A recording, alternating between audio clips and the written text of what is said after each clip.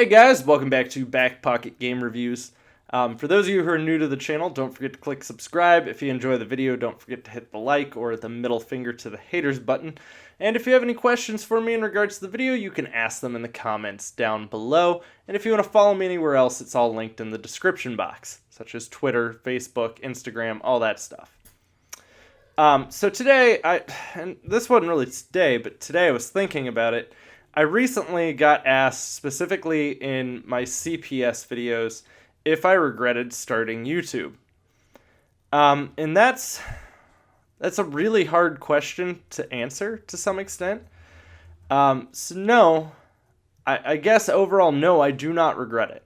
I know I've had some bad stuff happen, but I've had more good stuff than bad stuff happen. Obviously, anytime you're on the internet, you're going to have to deal with trolls. It doesn't really matter if it's a YouTube video or even if it's just on Facebook. I mean, trolls are everywhere. The CPS stuff is pretty low. I mean, that was something I never really thought I would have to deal with ever in my life. So that I didn't see coming, and know that I was not prepared for in any way, shape, or form. And as bad as it might be, there's still a lot of better things that have happened on YouTube.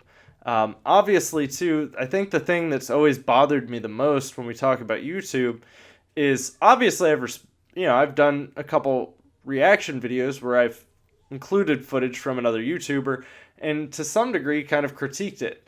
So I did the one with Epic Conspiracy, and we all saw the drama that unfolded from that.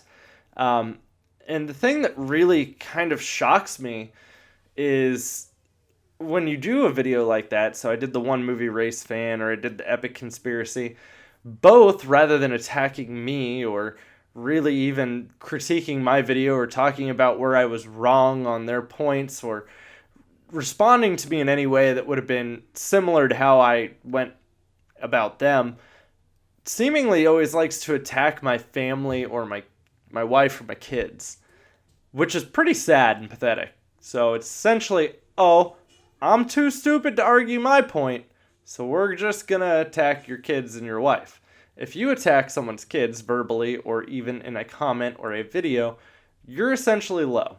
You are a low-life individual, and you have no self-esteem and are trying to mask it or trying to make yourself look funny, but instead you just make yourself look ignorant and like a piece of trash. A lot of you know that One Movie Race Fan also decided to critique my wife and my kids. Obviously because he did a response video to me, and it was pretty much incoherent and not able to be understood. Most people who watched that video were just like, I think my brain committed suicide. And that's the weird part too. Like, if I critique your content or talk about your content, specifically if we're talking about the One Movie Race Fan, when he went about doing his reaction video, he starts talking about how this video was about me, and he starts talking about other stuff. The video wasn't actually about you. You just happened to fit the bill of a wider topic I was talking about. Personally, I would have never wanted to send anyone over to his channel because his videos are really bad. I mean, quality of the video, what he records his videos on, even the way he talks, he's hardly capable of forming a coherent sentence. So I guess I wasn't too shocked when he decided to go low, because it's what stupid people tend to do who can't argue their own points. Rather than addressing the points that you expressed, they attack other things. Now, obviously, I've built this amazing community here on YouTube. I mean, you guys interact in the Discord chat when I'm not there. You guys interact on Twitter a lot of times to each other. It's not even necessarily that I have to be a part of that. And I think that's probably the greatest thing I could have ever built. Like, if you were to ask me what the most amazing thing I've accomplished on YouTube is, I would tell you my community. I would never tell you that it was the 2 million whatever view video that I have. Well, that's impressive, but I've created something that's bigger than that. Might not be bigger in the amount of people that have seen it. I mean, obviously 2 million people have seen my video. It's kind of weird. Never know who might actually recognize me while I'm walking past or what's going on with that. I have had people recognize me, and then Boogie, when he gave me my shout out, he was like, "Oh, you're." Someone in the chat, one of his moderators, was like, "Oh, he's the GameStop video guy," which is cool to see how that worked. For those of you who don't know, Boogie was a huge inspiration for why I started YouTube. He was a big part of what got me into YouTube as a viewer, and that was what made me kind of want to start YouTube. Obviously, I'd lost my job at GameStop. Well, I quit, but I didn't have that interaction with games anymore. It's not like I could sit there and talk to people about games all day. It's something I really like doing. I love video games. So a lot of it was to kind of fill that void. But, Boogie was sort of, he does a little bit of both, where it's games and it's this and it's that. And you could go onto his channel and it could be anything. And that's always been something I've appreciated so much, was my channel name is BackPocketGameReviews. I don't necessarily think I have to stick to that, and sometimes I guess I regret picking that name. I love the name, and I love that it's almost like its own brand, but to that same extent, I hate that people hold me almost to the, "Oh, why are you doing content that isn't gaming?" That drives me completely up a wall. I don't feel that you should have to stay within a certain realm. I think that's part of what keeps it fresh and keeps things interesting on your channel. The other thing I guess I sort of regret is probably popping out as many GameStop videos as I did, as quickly as I did. I feel like, yeah, it grew me fast and is the way I found most people, but to that same extent, that's what a lot of people are here for, is for me to do GameStop videos. And I don't know if that was necessarily a me thing. Maybe I should have never done that. Maybe I just didn't keep people engaged in my other videos. I honestly couldn't tell you where I feel I went wrong with that. I like the GameStop videos. I enjoy doing the GameStop videos. I don't want to be known as that's the only kind of video I can do. I don't want those to be the only videos that do successfully. Now, most of my videos do pretty well. I average around a 2,000 view to 1,500 views to 3,000 views. It's really hard to tell what I'm going to get on my videos. Like my PS5 confirmed video, that one got 27,000 views. That's quite a few views. Yeah, it's not bad. If you're wondering about what I make off of something like that, make about $1 a thousand on that video. There's a lot of different things to play into that. I wish I would have never, ever, ever got comfortable making money on YouTube, because when the advertiser boycott happened, that hit me really hard. I mean, I was used to X amount of income, and then that got halved. Actually, it got more than halved. We'll say I went down to about a quarter of what I was making.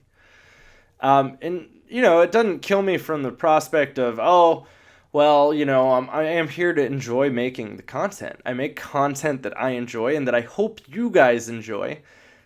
So, I've had a lot of good things and good fortune come of it. Obviously, if I've made money on YouTube, I did something right at some point.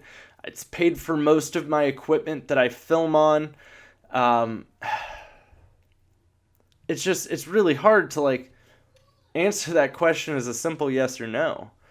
I love my community. I love all the interaction that I have with you guys. I wish I would have never, ever, ever started responding to trolls.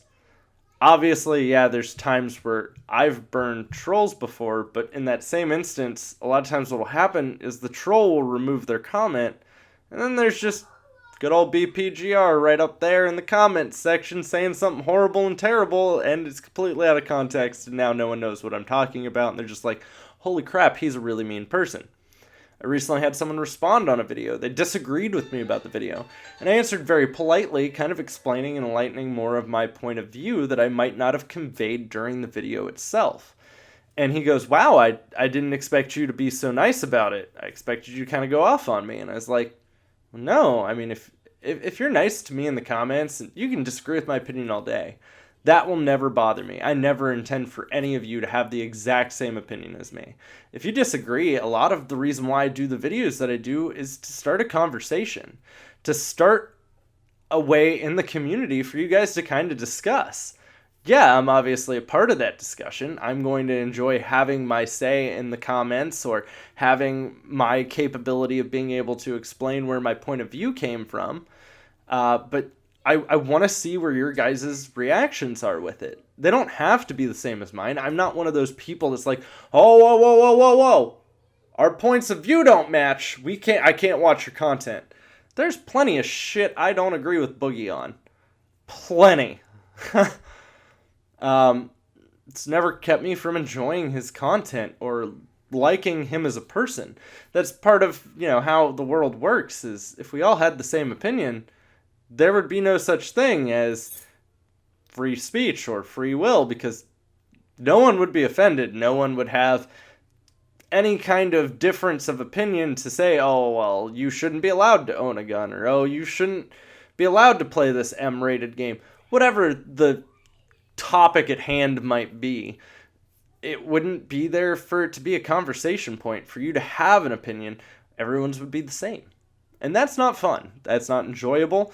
Sometimes it's interesting to try to understand the different side of the fence and where your opinion might come from, despite how much I might agree with it. Sometimes it really is interesting to just see what you guys think versus just, here's my opinion, and believe it, take it, enjoy it. It's now your opinion. And that's not what I want. I don't even necessarily want to convert you guys over to my opinion. Sometimes it's just, as I said, fun to have that talking point. So, and I mean, I don't know. I really don't know. This has honestly been one of the most difficult things for me to even try to think of how to answer as straightforward as I can. So, I mean, yeah, there's been bad stuff. EC leaked my address. One Movie Race fan and EC both went after my wife and said some relatively rude things about my wife. EC left the kids out of it. I'll give him that. Good job, I guess. One Movie Race fan didn't. Evidently, it's okay to make fun of someone's child because they have red hair, by the way. My child doesn't have red hair. He clearly has no capability of comprehending what a comment is, because everything I said in a video, he literally took it completely out of context, or didn't understand, or didn't fully watch what I had stated. Someone in Drive Stream had asked if my kid had red hair, and I said, does my kid have red hair? And I said, no, my son's blonde, dirty blonde. I even asked my wife what she would identify his hair color as. I'm not good with the whole blonde versus dirty blonde thing. They're all blonde to me. So, I enjoy all the people I've met. I absolutely love the community I have. Again, I can walk into Best Buy and there's people in Best Buy that know me and know me as a streamer, and they'll come up and they go, Notification Squad. I used to have people that would say Notification Squad in the comments all the time. So, I mean, it's hard to say, too, along the way. Like, that's another thing that always bother you as a content creator. Like, where did I lose someone? So there's a lot of people that I don't see in the comments anymore that were people that talked to me every video or gave me their opinion every video, or you name it. Well, a lot of them are gone. A lot of them aren't there anymore. Did I lose them? Maybe, maybe not. Sometimes people just, forget about channels and don't. I've done a lot of research on this. Some people even just abandon their YouTube, sign-ins altogether and then go create a new one, and then all new content creators. So it's really hard to say if it's something like that I did or what, but I haven't really lost subscribers. I mean, I've been pretty much staying at the same spot. So, but no, I'm very happy with what YouTube has done for me. I'm happy with the life that I've made off of YouTube. I'm happy that I've built the community that I've built. None of it would have been ever avoidable. Nothing I've done wrong would have probably ever been 100% avoidable. I never would have known that those GameStop videos would have taken off like they did. I never would have known that. No, I knew Troll sucked. That was already. I understood that. So, and for those of you who thought this was going to be not a rambling video or me discussing stuff in a confusing style manner, I mean, there's a lot of stuff to try to understand too. Like, it's hard to kind of think of YouTube as a business. 'Cause, like, you can look at your statistics. I can see what genders, what age ranges, where people are watching me from, where the most clicks come from. I get all of that as a breakdown. But doesn't really do anything for me, seeing as that I'm a gamer. Age range doesn't matter. I mean, I'm not going to scream at you like PewDiePie. I don't hate PewDiePie. I'm just not a big fan of his content style. I was always more of a fan of Boogie, which is, as I said, kind of more how my content is. I'm calmly talking to you in front of a camera. I'm telling you my opinion, my personality. I let you guys into my life as much as I possibly can. I mean, a lot of you guys know more about me than most people that I know in real life that aren't like good close friends to me. And I've said it before, and I've said it in video. I think I said it in my State of the Channel this month. You guys in my community are definitely like friends to me. I don't view you as subscribers. I don't view you as customers. I don't view you as people that just watch the videos. I view you as friends. I mean, a lot of you guys are people that, again, I see all the time. I talk to you outside of just YouTube. I answer questions for you guys on my Twitter, in my Discord. I try to make sure you guys all understand you guys are just as important to this as I am. So, no, I'm not ever going to probably regret what I've done on YouTube. I will never regret starting YouTube. I will probably never quit YouTube. And a lot of people were curious about that because they're like, oh, you know, and I think that the whole CPS thing was really what spurred that. But again, I had nothing to hide. I don't beat my kids. I don't mistreat my kids. And CPS has kind of had to acknowledge that as well. I mean, it does suck because I've had to kind of see, you know, the meaner side of the internet. And yeah, it's had me looking into legal protection. It's had me looking into a lot of different things that I wouldn't normally have to look into. But again, I regret nothing. I love the channel. I love the community. I love everything we have built here. And I think the biggest critique I would give myself is I have to stop worrying about what people say all the time. Oh, why are you making this type of video? Because I wanted to. Sorry. If you don't enjoy it, not every video is for every person. I can't make every video appeal to every single person. I can try, but I will always try to make my content as interesting as I think I can. And I love doing YouTube. For the most part, this is the most fun second job I've had in a long time. Obviously, I've done a lot of stuff to supplement my income over the years. Supporting a family on your own isn't always the easiest thing to do. But if my wife went and got a part-time job, it would cost her more in childcare than what she would make at that part-time job. So, I don't know.